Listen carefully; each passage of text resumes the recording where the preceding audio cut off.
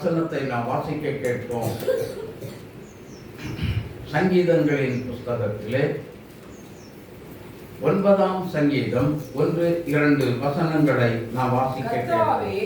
என் முழு இருதயத்தோடும் உம்மை துதிப்பேன், உம்முடைய அதிசயங்களை எல்லாம் விவரிப்பேன், உம்மை மகிழ்ந்து களி கூறுவேன். உன்னதமானவரே, உமது நாமத்தை கீர்த்தனம் பண்ணுவேன். உம்முடைய நாமத்தை என்ன செய்வேன்? கீர்த்தனம். எப்படி? துதிப்பேன். துதியின் மூலமாக. அல்லேலூயா. துதியின் மூலமாக நான் என்ன செய்வேன்? கீர்த்தனம் பண்ணுவேன். சரி, கண்களை மூடி நாம் ஜெபிக்கலாம். எங்களை நேசிக்கிறதான பரிசுத்தம் உள்ள தேவனே, சபை நடுவே விழாவி வருகிற தேவ கர்த்தாவே, எங்கள் ராஜாதி ராஜாவாகிய இயேசு கிறிஸ்துவே, ஆசீர்வதிக்கப்பட்டதான இந்த வேளைக்காக நன்றியுள்ள இருதயத்தோடு நாங்கள் உம்மை துதிக்கிறோம், உம்மை ஸ்தோத்திரிக்கிறோம். தகப்பனே, அந்த நாட்களிலும் அப்பா எங்கள் மத்தியில் வந்திருக்கீங்க, உமக்கு நன்றி. எங்களோடு கூட நீங்கள் பேசுகிறீங்க, வசனத்தின் மூலம் வார்த்தையின் மூலம் பலத்த கிரியைகளை நடப்பிக்கிறீங்க. உமக்கு நாங்கள் நன்றி செலுத்துகிறோம். தொடர்ந்து ஆவியானவர் வார்த்தையின் ரகசியம், ஆழம், மறைபொருள், புதைப்பொருள் அத்தனையும் நீர் மறைத்து வெளிப்படும்படியாக ஜெபிக்கிறோம். நீங்க பேசுங்க, அடியார்களாய் இருக்கிற நாங்கள் கேட்கிறோம். இயேசு கிறிஸ்துவின் நாமத்தில் ஜெபிக்கிறோம் எங்கள் நல்ல பிதா. ஆமென், ஆமென், அல்லேலூயா. ஒரு பாட்டை பாடுவோம். அதில் ஒரே ஒரு கவி மட்டும் பாடுறேன். ஆகத்தாவே தாழ்மையாக தீரு பாத தண்டையே தென்ன நீட ஆவலாக வந்து நல்ல இயேசுவே, உம்மை தேடி உம்மை தேடி தரிசிக்கவே வந்தே. அல்லேலூயா. 3 கவி இருக்கு, பாடினா நேரம் இல்லை. அல்லேலூயா. கர்த்தருடைய பிள்ளைகள் கொஞ்சம் சற்றே கவனிக்க வேண்டும். நம்ம இப்போ வந்திருக்கிறது வருஷத்தின் கடைசி ஆராதனை. இந்த வருஷத்துல இந்த ஆராதனை இனி வரவே வராது. ஆனால் வருஷத்தின் கடைசி பகுதிக்குள்ள கர்த்தர் கொண்டு வந்திருக்கிறார். என்ன செய்தி எடுக்க வேண்டும் ஆண்டவரே அப்படி என்று கேட்கும் பொழுது ஆண்டவர் சொன்னார், நன்றி அறிதல் உள்ளவர்களால் இருக்க வேண்டும் என்று. ஆம் தேவனுடைய பிள்ளைகளே, அப்போ நன்றினா நான் என்ன நன்றி சொல்றது அப்படின்னு சொல்லி கேட்ட பொழுது அதற்கு ஒரு வசனத்தை தான் கொடுங்களேன் அப்படின்னு சொல்லி கேட்ட பொழுது ஆவியானவர் பேசின சரியான ஒரு வார்த்தை சங்கீதம் 9:1-2 உள்ள வசனம் தான்.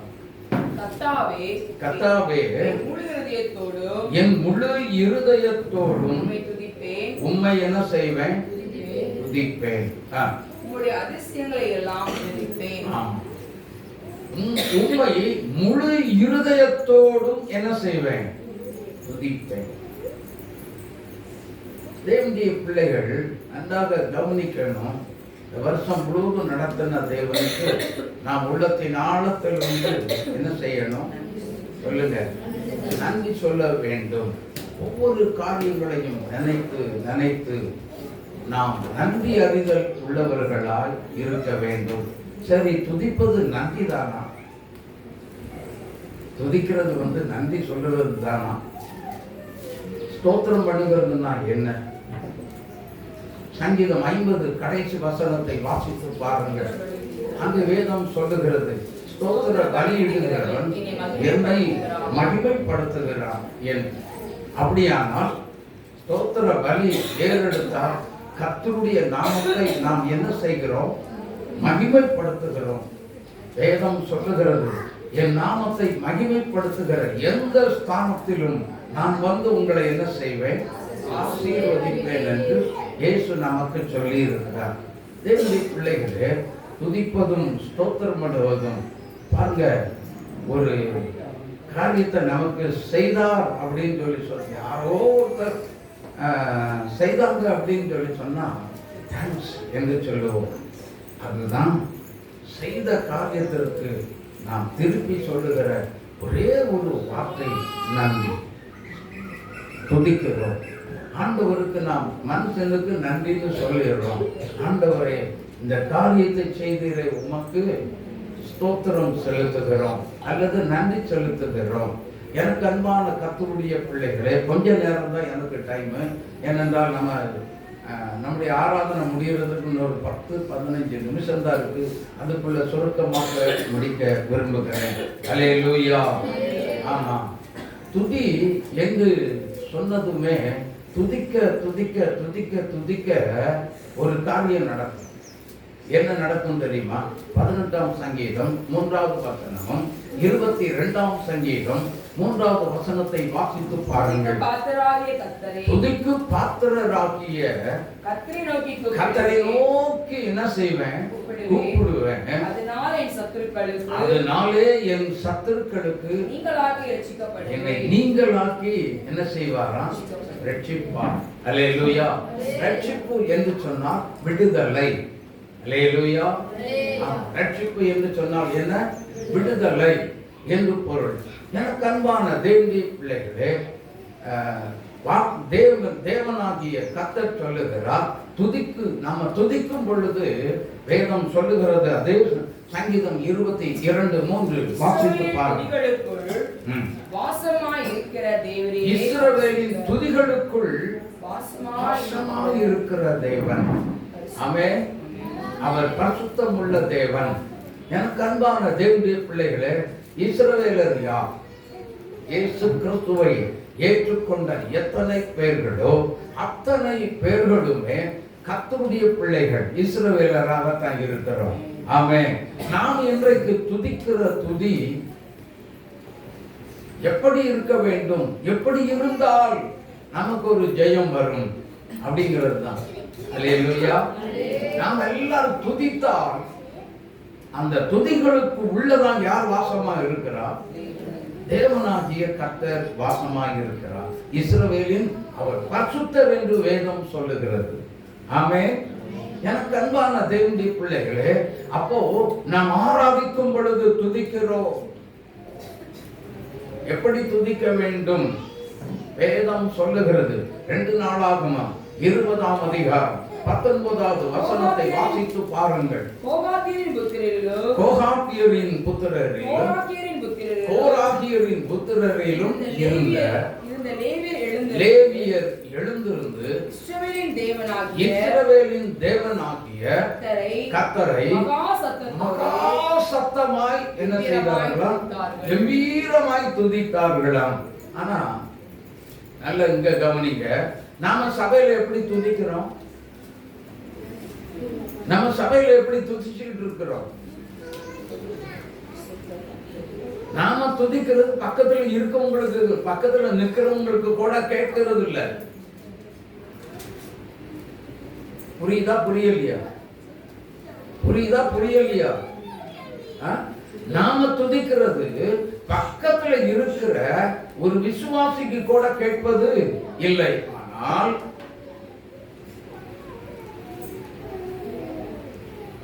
லேவியர் எழுந்திருந்து என்ன செய்தார்களாம்? கோகாத்தியரின் புத்திரரிலும் கோராகியரின் புத்திரரிலும் இருந்த லேவியர் எப்படி துதிச்சாங்களாம்?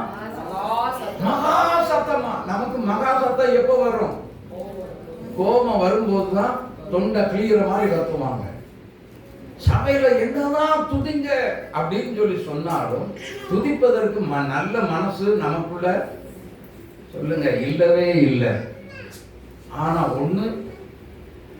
ஒரு காரியம் சந்தோஷமான காரியம் நடந்துருச்சுன்னு வச்சுக்கோங்க, தோத்திரம் தோத்திரம் தோத்திரம். அந்த தோத்திரத்துக்கு அளவே இருக்கவே இருக்காது. ஏன் இருக்காது அப்படின்னா, கொஞ்ச நேரம் உள்ளத்துல மகிழ்ச்சி இருக்கிற வரைக்கும் கொஞ்ச நேரம் என்ன நடக்கும்? துதிப்பாங்க, கர்த்தருக்கு ஸ்தோத்திரம்பாங்க, அதை செய்வாங்க, இங்க ஓடுவாங்க, இதை சொல்லுவாங்க. என் அப்பாவுக்கு ஏசப்பாவுக்கு ஸ்தோத்திரங்க, எங்க அப்பா அப்படி செஞ்சாரு இப்படி செஞ்சாரு அப்படிம்பாங்க. கொஞ்ச நேரம் கழிச்சு ஒரு 10 கோடி வந்துருச்சுன்னு வச்சுக்கோங்க, அதெல்லாம் கடைசியில இளையகுமாரன் இருந்தது பூரா அழிஞ்சது இல்லை. அது மாதிரி அழிஞ்சதுக்கு அப்புறம் எப்படி இருக்கும் மனசு? கர்த்தருக்கு ஸ்தோத்திரம் சொல்றதுக்கு மனசு வருமா? கர்த்தரை துதிக்க மனசு வருமா? மரண போராட்டத்துல கர்த்தரை துதிக்க மனசு வருமா? யோசித்து பாருங்கள். நல்ல மனசு வருதா? ஒரு பிரச்சனை போராட்டம் வரும் பொழுது கர்த்தரை துதிக்க மனசு வருதா? விசுவாசிகள் தேவனுடைய பிள்ளைகள் என்று சொல்லுகிறோம். ஆனால் சங்கீதக்காரன் என்ன சொல்லுகிறார்? சங்கீதம் 34 முதலாவது வசனத்தை வாசித்து பாருங்கள். கர்த்தரை நான் எக்காலத்திலும் ஸ்தோத்தரிப்பேன். அதோடு அவர் நிற்கல, அவர் துதி எப்போதும் என் வாயில் இருக்கும். சாவானாலும் துதிப்பேன், விபத்து ஆனாலும் துதிப்பேன், உயிர் போகக்கூடிய சூழ்நிலை வந்தாலும் என் தேவனை மறக்க மாட்டேன். கர்த்தரை நான் உள்ளத்தின் ஆழத்திலிருந்து முழு இருதயத்தோடு நான் என் தேவனாகிய கர்த்தரை துதிப்பேன். ஹல்லேலூயா, ஹல்லேலூயா. துதிச்சுக்கிட்டே இருக்கணுங்க. அதுக்குத்தான் இந்த ஜனங்களை சொல்லுங்க, வசனத்தை சொல்லுங்க. எனக்கென்று ஏற்படுத்தினேன், இவர்கள் என் துதியை சொல்லி வருவார்கள். அப்போ பரலோகத்துல தூத சேனைகள் என்ன பண்ணிட்டு இருக்காங்க?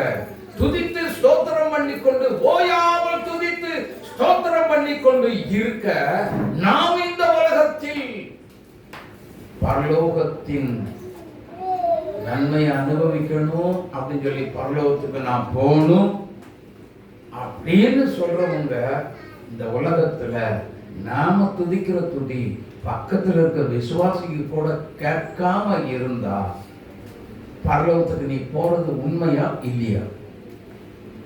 அங்க போய் என்ன வேலை தெரியுமா? துதித்து கொண்டே தான் இருக்கணும். ஆமென், ஆமென். வேத வசனத்தின்படி சங்கீதக்காரன் ஒருத்தர் தான் அதுல பெர்ஃபெக்ட்டா செய்தவர். கர்த்தரை நான் அதோட நிக்கல. அவர் என்ன பண்ணாரு தெரியுமா? சங்கீதம் 150 கடைசி வசனத்தை வாசித்து பாருங்கள். எப்பா, நான் மட்டும் இல்ல, வாசம் எதுக்கெல்லாம் இருக்குதோ அத்தனை பேரும் துதி அப்படின்னாரு. துதிக்க வச்சாரு. ஆமே. பிரச்சனை வந்துச்சா, போராட்டம் வந்துச்சா, நெருக்கம் வந்துச்சா, நிந்த வந்துச்சா, அவமானம் வந்துச்சா, யார்கிட்டயுமே சொல்லாதீங்க. ஏன்? ஒரு பாஸ்டர்ட்ட போய் சொல்லிடலாமா? நோ, சொல்லவே கூடாது. மனிதனை தேடாதிருங்கள். ஆமென். ஏனென்றால் ஏன் மனுஷனை தேடக்கூடாது? ஒரு பாஸ்டரை ஏன் தேடக்கூடாது? ஏன் தேடக்கூடாது அப்படின்னா, சில ஊழியருடைய கேரக்டர் சொல்றேன். இங்க கேட்டுட்டு இங்க ஒரு பிரச்சனைக்காக நீங்க ஜோன சொல்லுவீங்க, அங்க இன்னொரு இடத்துல போய் சொல்லிட்டு இருப்பார்.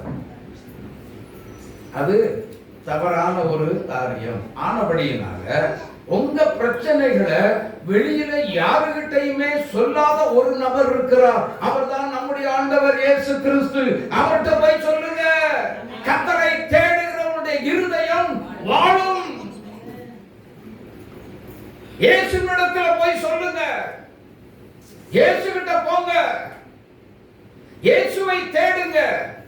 ஹல்லேலூயா, ஹல்லேலூயா. ஏசப்பாட்ட சொன்னா போதும். பாஸ்டர் பட்டு சொன்ன உடனே இயேசுநாதர் கேட்டுக்கிடுவார்னு நினைக்கிறீங்களா? சொல்லுங்க. அது நடக்காத ஒன்று. ஒரு பிரச்சனை வரும் பொழுது, ஒரு போராட்டம் வரும் பொழுது, ஒரு நெருக்கமான சூழ்நிலைகள் வரும் பொழுது யாருடைய ஜெபத்தை கர்த்தர் எதிர்பார்க்கிறார்? வேதம் சொல்லுகிறது. பிலிப்பியர் 4:6 வாசித்து பாருங்கள். நீங்கள் முதல்ல ஒன்றுக்கும் கவலைப்படுவதை நிறுத்திவிட வேண்டும். எல்லாவற்றையும் குறித்து ஒரு விண்ணப்பத்தை ஸ்தோத்திரத்தோடு கூடிய ஜெபத்தினால் வேண்டுதலினால் தேவனுக்கு தெரியப்படுத்தும்.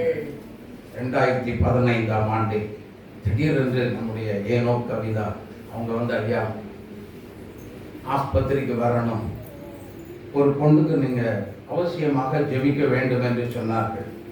அழைத்து கொண்டு போனோம். ஆண்டவரே, போகும் பொழுது என்ன பண்ணுதுன்னு கேட்டேன். அவங்க சொன்னாங்க, ரொம்ப கிரிட்டிக்கலான ஒரு ஸ்டேஜில் இருக்காங்க, டாக்டர் எல்லாம் கைவிட்டுட்டாங்க, ஆனால் அதுக்கு தான் உங்களை என்ன செய்ய போகிறோம், கூட்டிகிட்டு போகிறோம். ஒரு கிரிட்டிக்கலான ஒரு ஸ்டேஜ், கடைசி கட்டம். நான் சொன்னேன், ஏசப்பா இதெல்லாம் உமக்கு லேசான காரியம், சாதாரணமான தெய்வம் நீங்க கிடையாது. நீங்க ஒரே ஒரு வார்த்தை தாங்க, ஆண்டவரே நான் யாருக்கு ஜெபிக்க போகிறேனோ அந்த நபருக்கு ஒரு பெரிய விடுதலை நீங்க இப்பவே கொடுத்து விட்டீங்க, உமக்கு ஸ்தோத்திரம் செலுத்துகிறேன் அப்படின்னு சொல்லிட்டு ஹாஸ்பிட்டலுக்குள்ள போய் இயேசுவின் நாமத்தில் அப்போ ஜோமனிட்டு ஆண்டவர் சொல்லுகிற ஒரு வார்த்தையை தான் சொன்னவுடன் தான் இப்பதான் சாட்சியை கேட்டோம். மெர்லின், உன்னுடைய முடி முதற்கொண்டு மண்ணுக்குள்ள போறது கர்த்தர் என்ன செய்ய மாட்டார். உனக்கு ஆயுசு நாட்கள் இருக்கிறது, கர்த்தர் உன்னை விடுதலை செய்கிறார். ஹல்லேலூயா. ஒரே நொடி அவ்வளவுதாங்க. கர்த்தர்ட்ட ஏசப்பாட்ட விசாரிச்சாலே போதும். அது ஒரு ஊழியக்காரன் வந்துதான் அதை விசாரிச்சு உங்களுக்கு ஜெபிக்கணும் அப்படிங்கிற இதே இல்ல. நீங்க அந்த கிரிட்டிக்கலான ஸ்டேஜ்ல கர்த்தரை நோக்கி கூப்பிடணும். ஆண்டவரே, இந்த பலகீனம் எனக்கு வந்ததுக்காக உமக்கு ஸ்தோத்திரம், எனக்கு விடுதலை கொடுத்ததுக்காக உமக்கு நன்றி, இந்த பிரச்சனை மாறினதுக்காக உமக்கு நன்றி. நீங்க இருக்கிற இடத்துல இருந்து கர்த்தரை நோக்கி கூப்பிட்டாலே அவர் அங்கே வருவார், உங்க பக்கத்திலே வருவார். ஆமென். யாரை தேடி போக வேண்டிய அவசியம் இல்லை. யாரும் உங்களுக்காக சப்போர்ட் பண்ணி ஜெபிக்க வேண்டிய அவசியம் இல்லை. ஆனா துதிக்கக்கூடிய நல்ல மனசு நமக்குள்ள வேண்டும். ஆமென், ஆமென். பாட்டு மட்டும் துதிப்பேன் துதிப்பேன் என்றும் துதிப்பேன், கர்த்தர் செய்த நன்மைகளை எண்ணி துதிப்பேன் துதிப்பேன். இதுதான் பாடல.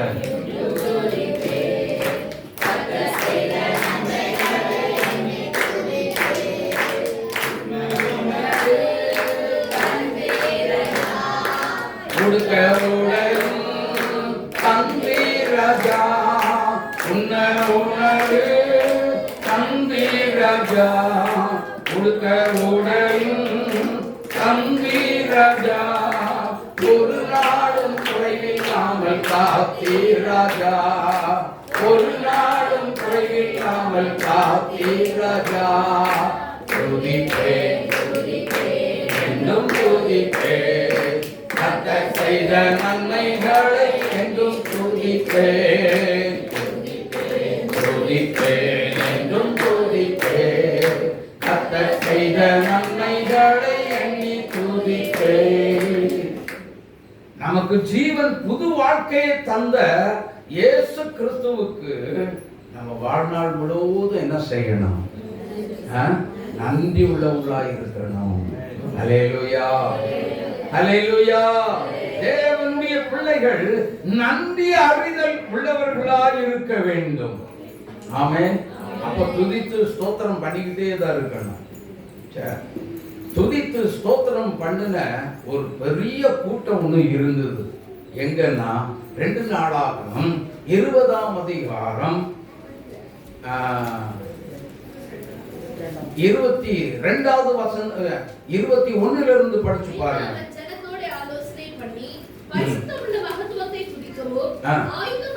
பரிசுத்தமுள்ள மகத்துவத்தை குறித்து துதிக்கவும் ஆயுதம் அணிந்தவர்களுக்கு முன்பதாக நடந்து போய் கர்த்தரை துதியுங்கள், அவர் கிருபை என்றும் உள்ளது. கர்த்தரை பாடவும் பாடகரை ஹலோ யாரு யாரு யோசபாத் அரசன். ஆனா அவனுக்கு எதிராக எத்தனை தேசத்தார் வந்தார்கள்? 3 விதமான கூட்டம், பெரிய கூட்டமே இருக்கிறது. அங்க எதிர்த்தார் போல் ராணுவம் இருக்கிறது. இங்க அவனுடைய ராணுவத்துக்கு முன்னாடி முன் வரிசையில, நல்ல கவனிங்க, யோசபாத் அரசனுடைய ராணுவம் பின்னாடி நிற்கிறது. முன் வரிசையில யார் நிற்கிறா அப்படின்னா துதித்து பாடக்கூடிய ஜனங்கள் வரிசையா நிற்கிறாங்க. எதிர்த்தார் போல் உள்ள ராணுவ வீரர்கள் எல்லாம் கொஞ்சம் யோசித்திருப்பாங்க, என்ன யோசபாத்துக்கு பைத்தியம் பிடிச்சு போச்சா? பாட்டு புக்க கொண்டு இருக்காங்க, யார் யாரையோ சர்ச்சுக்கு போறவங்களெல்லாம் நிறுத்தி இருக்காங்க, யுத்தத்தில் பழக்கப்பட்டவங்க இவங்க இல்லையே, இவங்க கையில் ஆயுதம் இல்லையே, என்னையா என்னவோ ஒன்று நடக்க போகுது. ஆச்சரியத்தோடு எதிரி ராணுவம் பார்த்துக்கிட்டே யோசிச்சுக்கிட்டே இருந்தாலும் இந்த கூட்டத்தை எப்படி கொஞ்சம் பேர் தான், கொஞ்ச ஜனங்கள் தான். இக்கட்டான சூழ்நிலையில அவங்க செய்த ஒரே ஒரு காரியம், கர்த்தரை கீழே படிச்சு பாருங்க தெரியும். அவர்கள் பாடி துதி செய்ய தொடங்கின போது யூதாவுக்கு விரோதமாய் பதிவிருந்த அம்மோன் புத்திரரையும் மோவாபியரையும் சேயீர் மலை தேசத்தார் அனைவரையும் விரோதமாய் ஒருவரை கர்த்தர் எழும்ப பண்ணினதினால், அந்த கூட்டத்துக்குள்ளே ஒருவருக்கு விரோதமா ஒருத்தரை பகையை மூட்டி விட்டு என்ன பண்ணினாரு? ஒருத்தன் வெட்டிக்கிட்டார். ஒருத்தன் கூட தப்பிச்சு போனதில்லை. யோசித்து பாருங்க, ஒரு சின்ன பிரச்சனை கூட உங்களை மேற்கொள்ள முடியவே முடியாது. எந்த ஒரு போராட்டத்தில், எவ்வளவு பெரிய போராட்டத்தை நீ சந்தித்துக் கொண்டிருந்தாலும் சரி, அன்பு சகோதரியே சகோதரனே, ஓ தேவனாகிய கர்த்தரை துதிக்கிற நல்ல உள்ளம், ஓ கம்பீர சத்தமாய் துதிக்கிற நல்ல உள்ளம் உனக்குள்ளே எனக்குள்ளே இருக்குமே. ஆனால் நம்முடைய தேவனாகிய கர்த்தர் யுத்த களத்தை இறங்கி வந்து நமக்காக யுத்தம் பண்ண ஆயத்தமாக இருக்கிறார். வேதம் சொல்லுகிறது, யாத்திரையாகமம் 14 என்ன சொல்லுகிறது? கர்த்தர் உங்களுக்காக யுத்தம் பண்ணுவார், நீங்கள் சும்மா இருப்பீர்கள். You hold in your peace. எனக்கு அன்பானவர்களே, யோசித்து பாருங்க. நாங்க இந்த வருஷத்தின் கடைசி பகுதியில் வந்துட்டோம். இந்த கடைசி நாட்களில் வந்துட்டோம். கடைசி பகுதியில், இந்த வருஷத்தின் கடைசி பகுதியில் கர்த்தர் நம்மை கொண்டு வந்து விட்டார். எத்தனை பேர் சாட்சி சொன்னீங்க? எத்தனை பேர் சாட்சி சொல்லாம இருந்தீங்க? நன்றி உள்ள இருதயம் நம்ம எல்லாருக்கும் வேண்டும். ஆமென். நம் அனைவருக்கும் வேண்டும். எனக்கு அன்பானவர்களே, யோசபாத்தினுடைய கூட்டம், இதுக்குத்தான் யோசபாத் வந்து ஆளுக்கு நிறுத்தி இருப்பாங்களா? ஓஹோ, ரகசியமே அந்த ராணுவத்தை காட்டிலும் முன்னாடி நிறுத்தப்பட்ட துதித்து பாடின ராணுவம் மகா சக்தி வாய்ந்ததாச்சு சொல்லி எதிரியினுடைய ராணுவம் அன்னைக்கு தான் புரிஞ்சிருக்கும். அல்லேலூயா. துதிக்கு முன்பதாக ஒன்றும் நிற்கவே முடியாது. நாம் தேவ சமூகத்தில் முழங்கால் படியிட்டு துதிக்கிற துதியானது ஜெயத்தை கொண்டு வரும், வெற்றியை கொண்டு வரும். பிரச்சனையில வெற்றி வரும், வியாதியில வெற்றி வரும், பாடுகளில் ஜெயம் உண்டு, போராட்டத்தில் வெற்றி உண்டு, தோல்வி இல்லை, தொற்று போவதில்லை. நான் தோற்று போக மாட்டேன்னு சொல்லி பாடுறதுல இருக்கக்கூடாது. கர்த்தரை துதிக்கிற துதி நம்முடைய வாயிலிருந்து என்ன செய்யணும்? எழும்பிக் கொண்டே இருக்க வேண்டும். அல்லேலூயா, அல்லேலூயா. உண்மையா நான் சொல்றேன். எங்க குடும்பத்தில் ஒரு நடந்த சம்பவத்தை சொல்றேன். அன்பு மகள் இவாஞ்சலின் சாட்சி சொன்னான்ல, பிறந்த பொழுது அவ சொன்ன மாதிரியே யாரோ ஒருத்தர், எனக்கு ஞாபகம் இல்லை, பாருங்க வரும்போது எனக்குன்னு கர்த்தர் ஒரு ஊழியக்காரியை தந்திருக்கிறார், அவ்வளோதாங்க. ஆனால் அவளுக்குள்ள இருந்ததை நானும் புரியல, பெத்தையினுடைய மனைவியும் புரியல. நான் என்னுடைய செல்போனில் அவருடைய படத்தை தான் வச்சிருக்கிறேன். பார்த்து ஊனமாக இருந்த கூட தெரியுமா, பேசுனா உள்ள இருந்து புசு புசுன்னு காத்து தாங்க வரும், வேற ஒன்றும் வராது. ஏனென்றால் அந்த புத்தி நாக்கு இல்லை. கர்த்தர் அதிலையும் ஒரு அற்புதத்தை செய்து இன்னைக்கு ஊழியம் செய்ய வைத்திருக்கிறார். அதில் அநேகருக்கு சாட்சியாக இருக்கிறார் என்று சொன்னா, என் தேவன் பெரியவர், என் தேவனால் கூடாதது. சொல்லுங்களேன், சத்தமா சொல்லுங்களேன். இதுதான் கம்பீர சத்தமோ. என் தேவன் பெரியவர். எனக்கு இந்த ஆண்டு முடிவதற்குள்ளே தேவன் பெரிய காரியங்களை செய்வார். நான் விசுவாசிக்கிறேன், நான் விசுவாசிக்கிறேன். என் தேவன் பெரியவர். சொல்லுங்க சத்தமா, என் தேவன் பெரியவர். இந்த வருஷம் முடிவதற்குள்ள எனக்கு ஒரு அற்புதத்தை கர்த்தர் செய்வார். செய்து முடித்து விட்டார். என் ஆண்டவருக்கு நன்றி, என் ஆண்டவருக்கு துதி ஸ்தோத்திரம். சொல்றதுக்கெல்லாம் வாய் வராதில்லை. எப்படி வரும்? ஏன்னா பிசாசு தோத்து போயிடுவான்ல, அவன் ஜெயிக்கணும் அப்படின்னு சொல்லி நீங்க நினைக்கிற மாதிரி இருக்கு. எல்லாம் துதிச்சு எப்போ பாருங்க, இப்போ நம்ம துதிக்க விடத்தான் போறோம், துதிக்க விடத்தான் போறோம். அல்லேலூயா. 5 அப்பம் 2 மீனை எடுத்து கையில இப்படி ஏந்திட்டு ஏசப்பா என்ன சொன்னார்? என்ன பண்ணார்? நன்றி செலுத்தி. அல்லேலூயா. ஆமா, அந்த காரியத்தை இன்னைக்கு நம்ம செய்வோம். கண்டிப்பா ஒரு 5 நிமிஷம் தான் எல்லாரும் செய்ய போறோம். இந்த வீடியோவில் பார்க்குறவங்க நீங்க யாரா இருந்தாலும், எந்த இந்த உலகத்துல எந்த மூலையில இருந்தாலும், நீங்களும் உங்க வீட்டுக்குள்ள பிரச்சனை போராட்டம் வரும் பொழுது பதஷ்டம் அடையாதிருங்கள். பிரச்சனைக்கு முன்பதாக, போராட்டங்களுக்கு முன்பதாக என்ன செய்ய வேண்டாம்? பதஷ்டம் அடைய வேண்டாம். கர்த்தரை துதியுங்கள், கர்த்தருக்கு நன்றி செலுத்துங்கள். இந்த பிரச்சனை வந்ததுக்காக உமக்கு ஸ்தோத்திரம் என்று சொல்லுங்க. இந்த பிரச்சனை அதே நொடியில் மாறும். ஆமென். சும்மா தேவையில்லாம கோவப்பட்டு பிரச்சனை உண்டாக்கிக்கிட்டு தேவையில்லாதெல்லாம் பண்ணாதீங்க வீட்டுக்குள்ள. சரியா? முதல்ல சந்தோஷமா இருக்க கற்றுக்கொள்ளுங்க. துதிக்கிறவங்க எப்படி இருப்பாங்க அப்படின்னா, 2 கேரக்டர் ஆண்டவர் கொடுத்து வச்சிருக்கிறார். அவங்க தான் துதிக்க முடியும். 1 தெசலோனிக்கேயர் 5ஆம் அதிகாரம் 16, 17, 18 வசனங்களை வாசிங்க.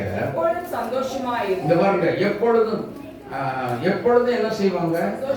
துதிக்கிறவங்க, ஸ்தோத்திரம் பண்றவங்க எப்பொழுதும் சந்தோஷமா தான் இருப்பாங்க. 2வது என்னன்னா, கேப் விடாம என்ன? தூங்கப்படாது, குளிக்க போகக்கூடாது, ஜொன்னிட்டே இருக்கணுங்கிற அர்த்தம் இல்லை. நீங்க ஜெபிக்கிற 1 ஹவரா 2 ஹவரா 3 ஹவரா 5 மணி நேரம் ஜெபம் பண்ணினாலும் அதுல சரி இன்னைக்கு எமர்ஜென்சி 2 மணி நேரம் ஜெபிட்டு போயிடலாம் அப்படின்னு நினைச்சு கேப் விட்டீங்கன்னா, வேணா ட்ரை வேணா பண்ணி பாருங்க. எத்தனை பேர் ட்ரை பண்ணி பார்த்தீங்களோ தெரியல. அதுல அந்த கேப்ல கரெக்டா பிசாசு உட்கார்ந்துடுவான். அதுக்கு மேல உங்களால என்ன செய்ய முடியாது? ஜெபிக்கவே முடியாது. இது என்னுடைய சொந்த அனுபவத்தை தான் நான் சொல்றேன். அல்லேலூயா. ஜெபிக்க முடியவே முடியாது. ஆனபடினா தேவனுடைய பிள்ளைகள் நன்றாக கவனிக்கணும். இடைவிடாமல் ஜெபிக்கிறவங்க முதலாவது சந்தோஷமா இருக்கணும். 2வது இடைவிடாமல் ஜெபம் பண்ணணும். இடைவிடாமல் என்ன ஜெபம் பண்ணணும்? கொலோசியர் 4:2 இடைவிடாமல் ஜெபம் பண்ணுங்கள். ஸ்தோத்திரத்தோடு கூடிய ஜெபத்தில் என்ன செய்யணும்? விழித்திருக்கணும். Watch and pray. ரொம்ப கவனமா இருந்து என்ன செய்யணும்? ஆமென், ஆமென். கர்த்தர் நம்முடைய கண்டிப்பாக நிச்சயமா நம்முடைய ஜெபத்தை கட்டாயம் கேட்பார். சரி, போகட்டும். அதிலே 1 தெசலோனிக்கேயர் 5:18 வசனத்தை பாருங்க. இந்த 2 கேரக்டர் உள்ளவங்க சந்தோஷமா இருப்பாங்க. இடைவிடாமல் ஜெபிக்கிறவங்களுக்கு அவங்க தான் என்ன செய்யறாங்க? எல்லாவற்றிலேயும் ஸ்தோத்திரம் செய்யுங்கள். அப்படி செய்வதே கிறிஸ்து இயேசுவுக்குள் உங்களை குறித்து தேவனுடைய சித்தமாய் இருக்கிறது. நம்மை குறித்த தேவ சித்தம் இப்போ புரிஞ்சிட்டீங்களா?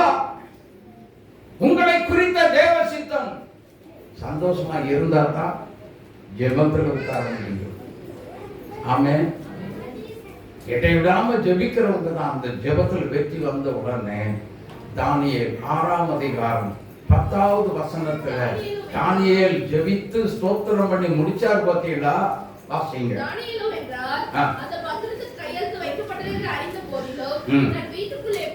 தன் வீட்டுக்குள்ளே போய் தன் மேல் அறையிலே எருசலேமுக்கு நேராக பலகணிகள் திறந்திருக்க அங்கே தான் முன் செய்து வந்ததின் படியே தினமும் 3 வேளை தன் தேவனுக்கு முன்பாக முழங்கால் படியிட்டு ஜெபம் பண்ணி ஸ்தோத்திரம் செலுத்தினான். யாரு? ஆமா. அல்லேலூயா. தினமும் என்ன பண்ணாரு? எத்தனை வேளை? நம்ம என்ன செய்யறோம்? 3 வேளை. கிடைச்சா போது மூக்கு முட்டை தின்னுட்டு அப்புறம் உண்ட மயக்கம் அதுதானே பண்ணிக்கிட்டு இருக்கிறோம். அதுதானே செய்துட்டு இருக்கிறோம். அதுதான் நம்ம செய்துட்டு இருக்கோம். இதுதான் கிறிஸ்டியன். ஒரு கிறிஸ்தவ வாழ்க்கையில இப்படித்தான் ரொட்டேஷனா ஓடிட்டே இருக்கு. ஆமென், ஆமென். போஜன பிரியனாக இருந்தா நான் சொல்லல, வேதம் சொல்லுது. இயேசுநாதர் அதுதான் சொன்னார். ஆமென். போஜன பிரியனாக இருந்தால் கொண்டையில். அப்போ கர்த்தர் போஜனத்தை விட ரொம்ப முக்கியம் யார்? சொல்லுங்க, சொல்லுங்க. போஜனத்தை விட ரொம்ப முக்கியம் யார் அப்படின்னா இயேசு. நான் ஆராதிக்கும் தேவன் ஒருவர் தான். ஆமென். அவர்தான் நம்ம அதிகமா என்ன செய்யணும்? துதித்து ஸ்தோத்திரம் பண்ணி அதிகமா தேவ சமூகத்தில் என்ன செய்யணும்?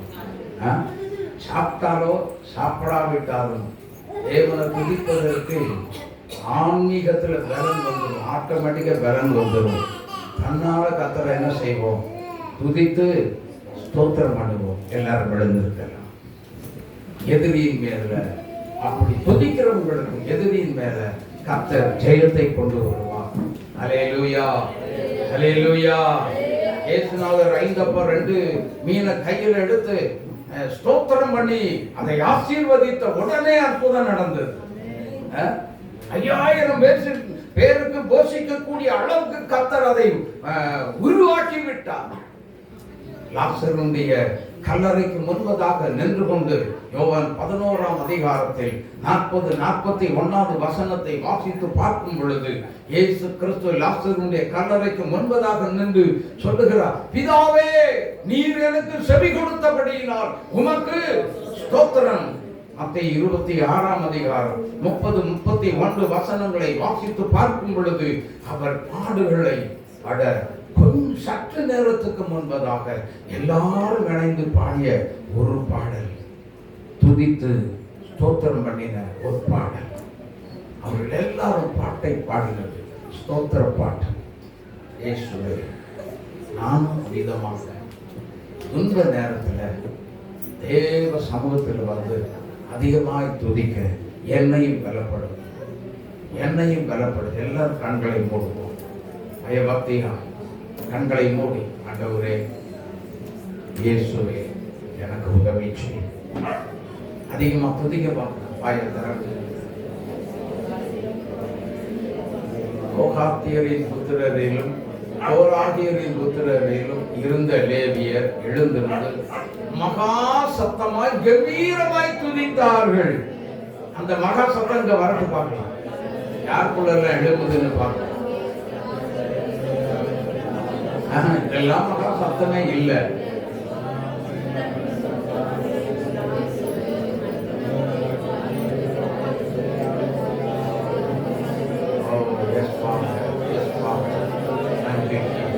நன்றி இயேசுவே, நன்றி இயேசுவே, நன்றி இயேசுவே, நன்றி இயேசுவே. அப்பா உமக்கு நன்றி. ஆவியானவரே உமக்கு நன்றி. உம்மை துதிக்கிறோம். நன்றி உள்ள இருதயத்தோடு நல்ல ஆண்டவருக்கு நன்றி சொல்லுங்க. சத்தத்தை உயர்த்தி சொல்லுங்க. ஒவ்வொரு காரியத்தை நினைத்து நினைத்து கர்த்தருக்கு நன்றி செலுத்துங்க, நன்றி செலுத்துங்க. இந்த ஆண்டில் அபிஷேகத்தை பெற்றுக்கொண்ட தேவ பிள்ளையே, நீ உள்ளத்தின் ஆழத்தில் ஆண்டவருக்கு நன்றி செலுத்து. இந்த ஆண்டில் உனக்கு கற்ப கனியை தந்தாரே, நன்றி செலுத்துவோம். ஹல்லேலூயா, ஹல்லேலூயா, ஹல்லேலூயா, ஹல்லேலூயா. ஸ்தோத்திரிக்கிறோம் ஏசப்பா. உமக்கு நன்றி, உமக்கு நன்றி, உமக்கு நன்றி. ஓ துதிக்கிறோம், ஓ துதிக்கிறோம், ஸ்தோத்திரிக்கிறோம், துதிக்கிறோம், துதிக்கிறோம், துதிக்கிறோம், ஸ்தோத்திரிக்கிறோம் ஐயா. ஓ இன்னும் சத்தத்தை உயர்த்தி கர்த்தரை துதிங்க. சத்தம் ஒளிந்து போகட்டும், யாவிகள் மாறட்டும். நாம் துதிக்கிற துதியில தான் பலகீனம் ஒளிந்து போக வேண்டும். நம்முடைய சரீர வியாதி ஒளிந்து போக வேண்டும். நாம துதிக்கிறது தான் இருக்கிறது. ஹல்லேலூயா. உங்களுடைய பிரச்சனை உங்களுக்கே தெரியும். உங்களுடைய போராட்டம் சத்துரு போராடுகிறது உங்களுக்கு தெரியும். நீங்க சொல்லுங்க ஆண்டவரிடத்துல, இந்த காரியத்துல வெற்றி எனக்கு தந்ததுக்காக உமக்கு ஸ்தோத்திரம். இப்படிப்பட்ட பிரச்சனைகளை எனக்கு போராட்டத்துல ஜெயம் தந்து விட்டதுக்காக உமக்கு ஸ்தோத்திரம் என்று ஆண்டவரை பார்த்து சொல்லுங்க, துதிங்க, ஸ்தோத்திரம் பண்ணுங்க.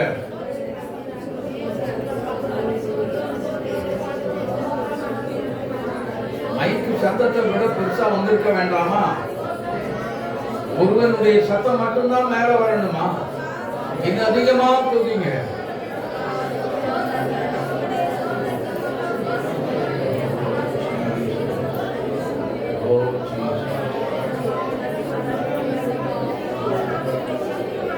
இந்த மட்டும் காத்தையவன் நேசரே, இனிமேலும் காக்கும் எங்கள் யெகோவாயிரே. எங்கள் வாழ்க்கையில் இம்மானுவேலரே, இந்த வருடத்தின் நாட்களிலே, இந்த வருடத்தின் நாட்களிலே ஸ்தோத்திரிப்போம் நாமே. எல்லாம் கைதட்டி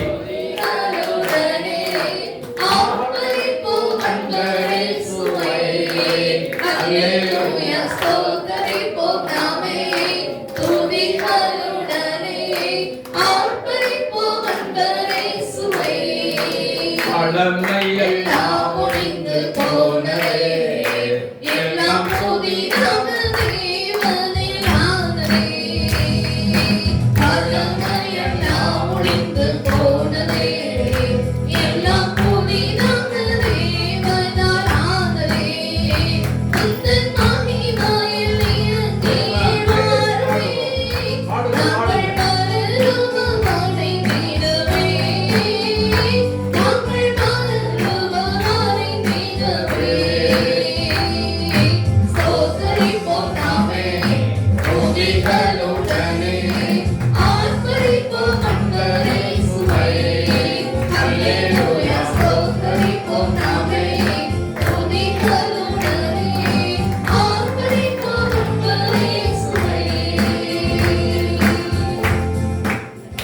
வியாதியோடு பலகீனத்தோடு வந்திருக்கேன்னு சொல்றவங்க இருந்தா கை தூக்குங்க.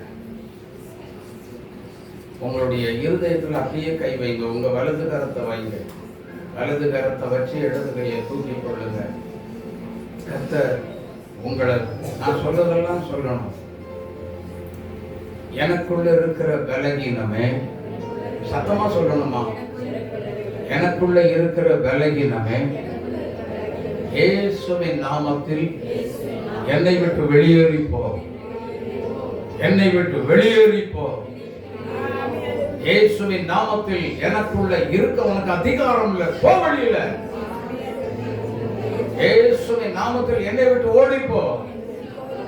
இயேசுவின் நாமத்தில் வியாதியே என்னை விட்டு ஓடிப்போ. இயேசுவின் நாமத்தில் என்னை விட்டு ஓடிப்போ. இயேசுவின் நாமத்தில் நான் சுகமானேன், நான் சுகமானேன், நான் சுகமானேன். இயேசு என்னை சுகமாக்கி விட்டார். இயேசு என்னை சுகமாக்கி விட்டார். இயேசு என்னை சுகமாக்கி விட்டார். இயேசுவின் நாமத்தில் நான் சுகம் அடைந்து விட்டேன். இயேசுவின் நாமத்தில் நான் சுகம் அடைந்து விட்டேன். எனக்குள்ள இப்பொழுது பலகீனம் இல்லை. எனக்குள்ள பலகீனமே இல்லை, பலகீனமே இல்லை. இயேசுவின் தழும்புகளால் குணமாகிவிட்டேன்.